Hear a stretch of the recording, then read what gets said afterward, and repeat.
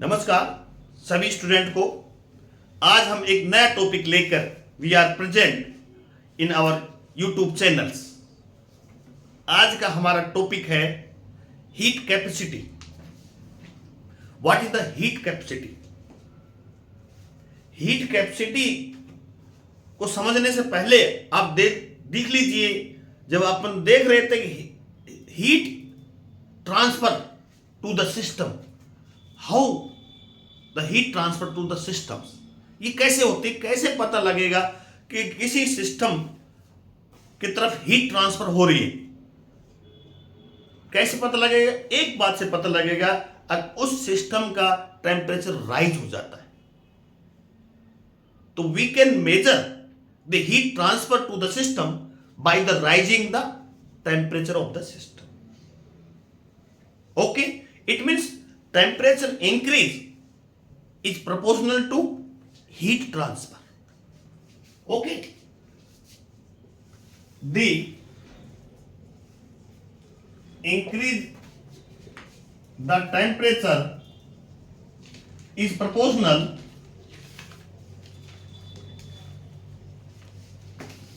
to heat transfer. Okay, it means जो heat है, क्यों प्रोपोर्शनल टू टेम्परेचर चेंज, जितनी ज्यादा हीट ट्रांसफर होगी सिस्टम का टेम्परेचर उतना ही उसका ज्यादा चेंज आएगा, उतना ही ज्यादा उसका टेम्परेचर बढ़ेगा, राइज होगा। ओके, मान लीजिए कोई सिस्टम है आपके पास, ये वाटर सिस्टम है। अब आप इसको गर्म किया तो आपको कैसे मालूम how you are measure the heat transfer from burner to water? तो we can measure by the thermometer of temperature of this system. हम तापमान थर्मामीटर से नाप सकते हैं इसका टेम्परेचर कितना बढ़ा, उसी से हम मेजर करेंगे कि हीट ट्रांसफर कितनी है। ओके, हम लिख सकते हैं वापिस Q coefficient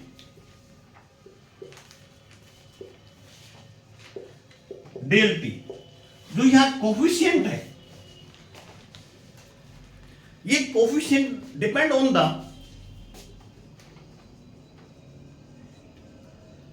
size, composition and mass of system. जो ये कोफिशिएंट जो हमने यहां लिया है, तो ये किस पर निर्भर करेगा? जो सिस्टम का साइज क्या है, उसमें कंपोजिशन क्या है, वो मैटर में जो मैटर सिस्टम यहां मतलब उस सिस्टम में मैटर कैसा है, मैटर का साइज क्या है, उस मैटर का कंपोजिशन क्या है और उसका मास क्या है। तो ये तो पूरी सिस्टम, तो यही वाटर सिस्टम ही था, इसके बारे में तो हम चर्चा कर रहे हैं। इसका साइज क्या है, मतलब इसका वॉल्यूम क्या है, इसमें कंपोजिशन क्या है, इसका संगठन कैसा है, और इसका मास क्या निर्भर करेगा? Coefficient. This coefficient is known as heat capacity C। तो we can right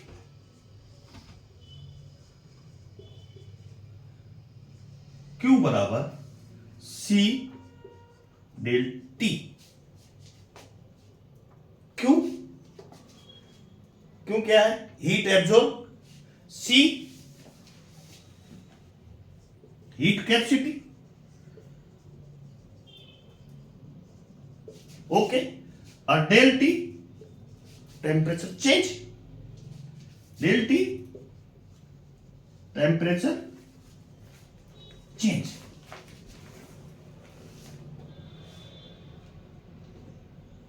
We can describe the heat capacity. Suppose we can say the heat capacity of water is large. It means more heat is required to rise the temperature of water. Listen to again. We say that the heat capacity of water is large. It means a large heat quantity is required to rise the temperature of water. Okay. Next term आती है molar heat capacity. Molar heat capacity एक बात और बता देते हैं. जो heat capacity है वो डायरेक्टली प्रोपोर्शनल है किसके? Mass of the system. ये और नोट करने वाली बात. जो heat capacity is directly proportional to mass of the substance. ये मान लीजिए सिस्टम की वजह यहां सब्सटेंस लिख लीजिए, सिस्टम में कंफ्यूज हो जाओगे यहां. तो heat capacity is directly proportional to mass of the substance. Substance में कुछ भी हो सकता है, वाटर भी हो सकता है, अल्कोहल भी हो सकता है, कुछ भी हो सकता है. Now again molar heat capacity. Molar heat capacity Cn किससे डेनोटेट करते हैं हम? Cn बच्चों, m molar, C heat capacity. Molar heat capacity equal to C upon n. n का मतलब मोल. तो Cm क्या है? Molar heat capacity is the heat capacity of 1 mole of substance. If n बराबर 1 हो, when n बराबर क्या हो? 1 mole, it means heat capacity, molar heat capacity is the heat capacity of 1 mole of substance,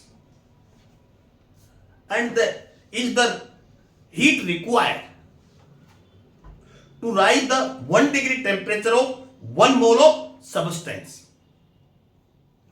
पुनः सुन लीजिए. Molar heat capacity. What is the molar heat capacity? Is the heat capacity of 1 mole of substance. No. ठीक है. It heat required to rise the 1 degree centigrade and 1 Kelvin temperature, 1 degree centigrade temperature, to rise the 1 degree centigrade temperature of 1 mole of the substance. The heat required, known as the molar heat capacity. Hindi में 1 मोल पदार्थ का ताप 1 degree centigrade बढ़ाने के में जो आवश्यक उष्मा है उसे हम मोलर हीट कैपेसिटी कहते हैं. To rise the 1 degree temperature of 1 mole of substance, heat required, known as molar heat capacity. Okay. अगली टर्म आती है स्पेसिफिक हीट या specific heat capacity.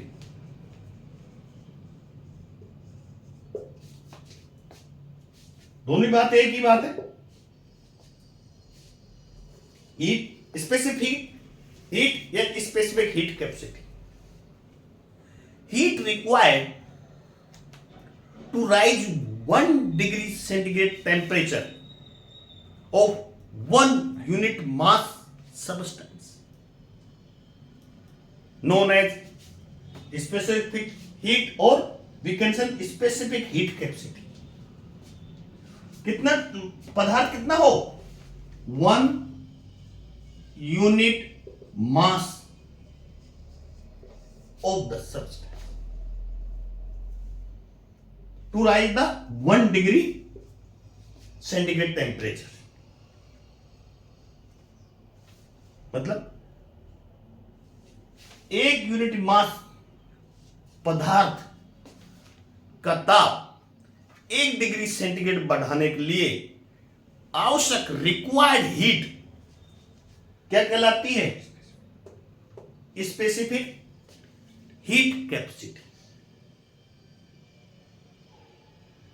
Again and again heat required to rise the 1 degree centigrade temperature of 1 unit mass substance known as specific heat capacity. To calculate the heat required means Q बराबर C. C is the specific heat multiply by M, mass of the substance, and multiply by temperature change. We can calculate by this formula heat required. Heat required is equal to, what is this? Specific heat multiply by mass of substance and multiply by temperature change. We can write C del T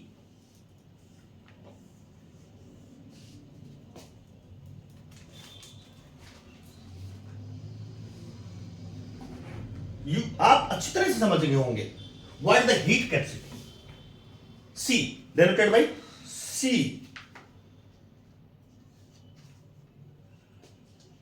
ध्यान दीजिए, what is the molar heat capacity? Cm बराबर what is the specific heat capacity? तो what is the heat capacity, what is the molar heat capacity, what is the specific heat capacity. Clear? अब हम आपको समझाने जा रहे हैं further. We are going to start a important topic for class 11th and class 12, and some MCQ question are also asked in the IIT NEET. Relationship between CV and CP, important topic. Relationship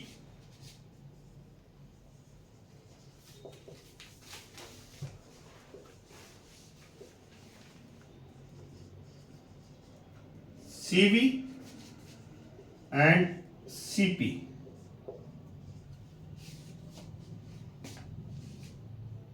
okay, ध्यान दीजिए. Attention please.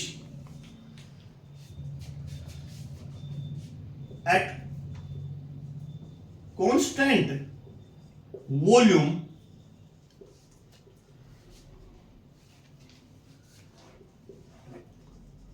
heat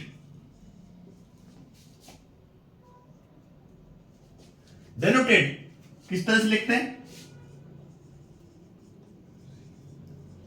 Q V बराबर, अभी देख क्या था?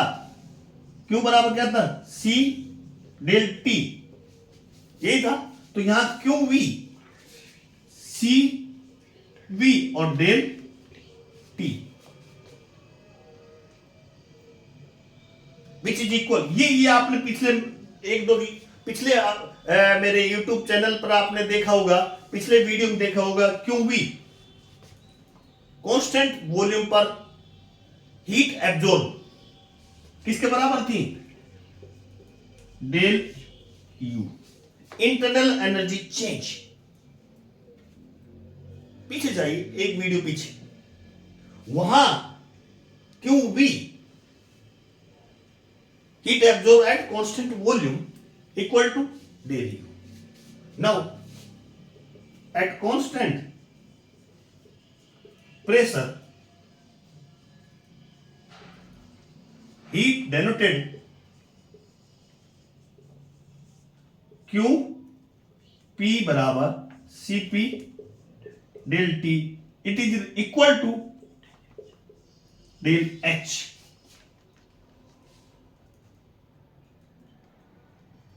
पहले video में जाइए वापस. कांस्टेंट प्रेशर पर heat absorb equal to enthalpy change. लिख देता हूं मैं इंटरनल एनर्जी चेंज। ये क्या है? Enthalpy change.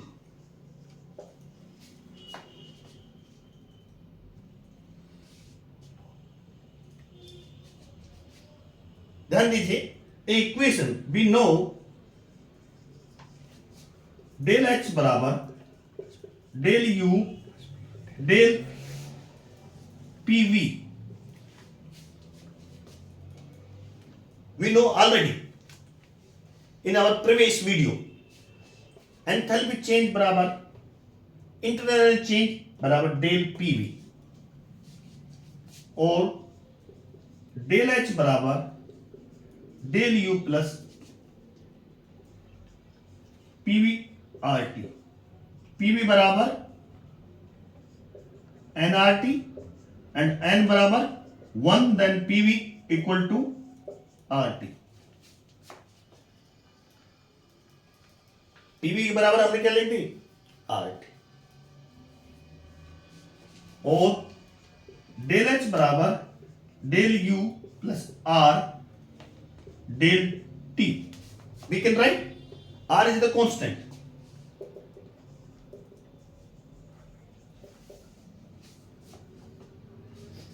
Put volume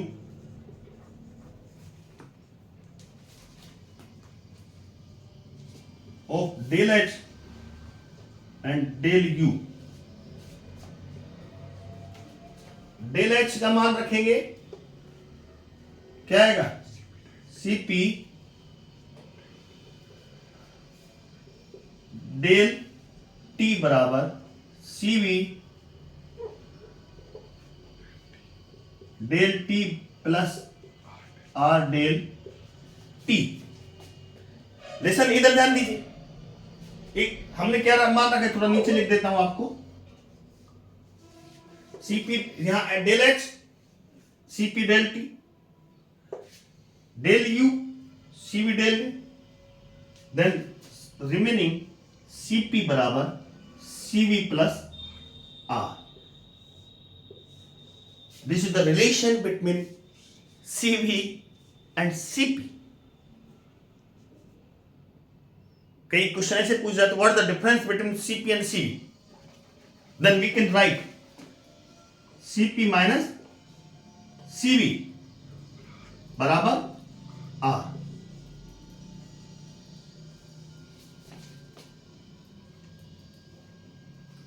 question पूछ लेते हैं, what is the difference between, write the equation of the difference between Cp and Cv। समीकरण लिखिए, देन Cp माइनस Cv बराबर R। तो ये the relationship between Cp and Cv very very important और बहुत ही इजी है। केमिस्ट्री को hard नहीं समझना चाहिए, आप बार बार पढ़िए, बिल्कुल समझ में आ जाएगी। लोग इस केमिस्ट्री और विशेष रूप से फिजिकल केमिस्ट्री को हवा समझने लग जाते हैं, इससे डरते हैं, लेकिन डरने वाली बात नहीं है, बहुत इजी है। आप रेगुलर मेरा वीडियो देखिए, मेरे चैनल को सब्सक्राइब कीजिए, शेयर कीजिए, मैं इसी तरह आपको बहुत इजीली समझा दूंगा। Thank you very much.